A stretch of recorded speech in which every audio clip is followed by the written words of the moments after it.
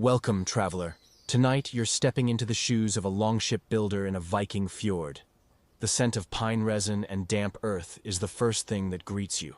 It is a deep, comforting smell, the very breath of the forest that surrounds your home. You awaken on a bed of furs, the morning chill a crisp kiss on your cheek. A stark contrast to the warmth of the fire that still glows faintly in the hearth of your longhouse. Outside, the fjord awaits, its waters dark and still, reflecting the first pale blush of dawn painting the jagged peaks.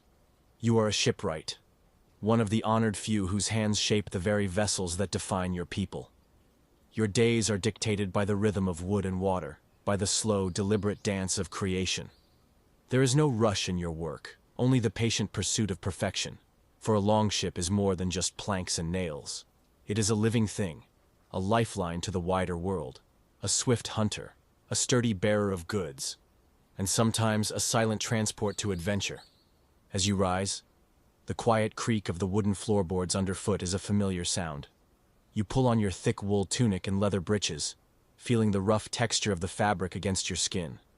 A deep breath fills your lungs with the clean, cold air. Your tools, resting quietly in their place, seem to hum with anticipation. The short walk from your longhouse to the sheltered cove where your workshop stands is a pilgrimage you make daily. Mist still clings to the water, swirling like ethereal spirits, and the calls of gulls echo softly from the cliffs above. The air carries the faint, bracing scent of the sea, a constant reminder of the element your creations must master. Here, nestled amongst the towering trees and the lapping waves, is your domain. Your workshop is not a grand building, but a practical shelter open to the elements on one side, allowing for the movement of long timber. It is filled with the honest scent of freshly cut wood, seasoned planks, and the faint metallic tang of iron tools. Sunlight, now breaking through the mist, slants across the sawdust-covered floor, illuminating wood shavings curled like golden ribbons. The partial skeleton of a new longship dominates the space, its curving ribs like the bones of a great beast, awaiting its skin. You begin your day not with strenuous labor, but with contemplation. You walk around the emerging hull, your hand running along the smooth, planed timbers. You inspect the joinery, the precise angles, the strength of the lashings. Each piece of wood has a story, a grain, a personality. You listen to it, feeling its innate strength and its subtle weaknesses. You are not forcing the wood, but coaxing it, guiding it to become what it was always meant to be. This slow, mindful assessment is crucial. A single misstep here could mean disaster on the open waves. Today, you are focused on the strakes, the long planks that will form the outer skin of the ship. You have chosen a particular oak tree weeks ago, felled it with respect, and split it with care, allowing the wood to naturally follow its grain, making it stronger than any sawn plank. Now, these rough strakes must be shaped. You select a long, broad plank, its surface still bearing the marks of the splitting wedge. You bring it to your workbench, a heavy, solid timber scarred by countless hours of shaping. You take up your adze, a tool that feels like an extension of your arm. With practiced grace, you begin to shave thin curls from the wood. The adze bites cleanly, leaving a smooth, rippled surface. Each stroke is precise, guided by an inner vision of the plank's final form. The rhythmic thwock of the adze against the wood is a soothing sound, a heartbeat of creation. Your movements are fluid, almost meditative. You watch the wood curl away, revealing the lighter, fragrant layers beneath. You are not thinking of the vast ocean or distant lands, but only of this plank, this moment, this stroke. The curve must be perfect, subtly tapering to meet its neighbors, fitting together like pieces of an ancient puzzle. You work slowly, steadily, your breath even, your mind clear. The cool morning air keeps you alert, and the rhythmic sound of your work becomes a gentle lullaby. Hours pass, marked only by the shifting light and the deepening piles of wood shavings around your feet. Your shoulders ache with a satisfying weariness, but your mind remains sharp. You check the curve of the strake against a template, then against the emerging hull, ensuring a perfect fit. The wood yields under your skilled hands, transforming from a rough timber into a thing of beauty and purpose. As the sun climbs higher, casting long shadows across the fjord, you pause. The air warms slightly, carrying the scent of wild herbs from the hills. You take a moment to sharpen your tools, the soft zzzzing of the whetstone against the steel a quiet, precise sound. Sharp tools are essential, not just for efficiency, but for safety and for the respect owed to the wood. A dull blade tears.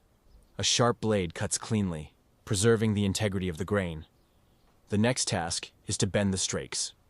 This is a delicate process, requiring patience and a deep understanding of wood. You gather kindling and carefully build a small fire near a specially prepared pit. You soak coarse moss and seaweed in water, then lay it over the plank where the bend is needed. As the fire heats the stones in the pit, steam begins to rise from the damp moss, gently coaxing the wood to become pliable. The air fills with the earthy scent of wet wood and warm smoke. You sit beside the steaming plank, watching, waiting. The wood slowly releases its stiffness, becoming more yielding. You don't force it, but rather whisper to it, urging it to conform. When it is ready, you and a young apprentice carefully place the plank over a sturdy support and slowly, steadily apply pressure.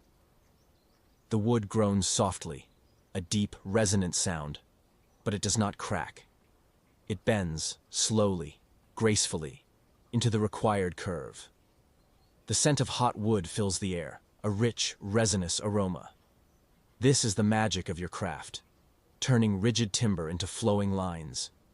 Once the plank is bent and secured, you begin the process of fitting it to the existing ribs of the hull. This requires meticulous measurement and fine-tuning with your smaller tools. You use a specialized auger to drill pilot holes for the iron rivets that will hold the strakes together. The rhythmic creak whine of the auger as it bites into the wood is a steady, reassuring sound. Each rivet must be perfectly placed, driven with a powerful, confident blow of the hammer. The sharp clang of iron on iron echoes briefly, then fades, replaced by the soft thud as the rivet head is formed. You work with a deep focus, your brow furrowed in concentration, but your movements remain fluid and unhurried. There is no concept of haste here, only the unfolding of a long, intricate pattern. You feel the grain of the wood beneath your fingers, the heft of your tools, the precise resistance of the iron. This connection to the materials is fundamental to your craft, a conversation between your hands and the natural world. As the afternoon light begins to soften, casting a golden glow over the fjord, you stand back and survey your work. Another strake is securely fastened, seamlessly joined to its predecessors, contributing to the graceful curve of the Longship. The vessel is slowly taking shape, growing plank by plank, becoming more recognizably a ship. It is still far from complete, but each day brings it closer to its launch, closer to riding the waves. The sounds of the workshop begin to quiet. The wind sighs through the rigging of nearby finished ships, a gentle whisper of journeys past and future. The distant cries of gulls become softer, their wings catching the last rays of the sun. You clean your tools, oiling the blades, putting them away with care.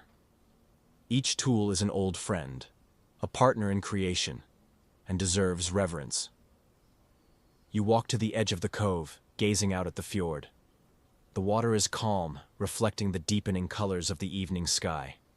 Soon, the Longship you are building will glide across these very waters, its sleek form cutting through the waves.